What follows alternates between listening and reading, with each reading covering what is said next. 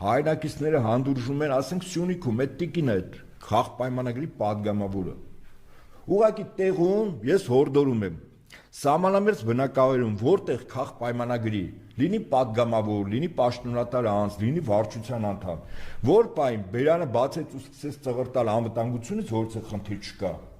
Իրանց պատանդ են վերցնում, սիրով հրավիրում են իրանց տուն, ասում են քո ամուսնուն ու երեխաներին եւս կանչում ես ստեղ, մի երկու շաբաթ մեր հետ ապրենք։ Ես էլ եմ ասում, տղամարդիկ օրը 24 ժամվա ռեժիմով պամպերս են փոխելու։ Սրանք չեն հասկանում, ինչ ասելա կրակահերթերով քնել, կրակահերթերով զարթեն, չգիտեն։ Մեր Գիտեն, եթե չիմանան, չգիտեն, զգացողությունը իրանք զգացողությամբ չունեն։ Ամեն ինչ անում են, որ հայաթափվի։ Ես նկատի ունեմ, իրանք զգացողությունը չունեն։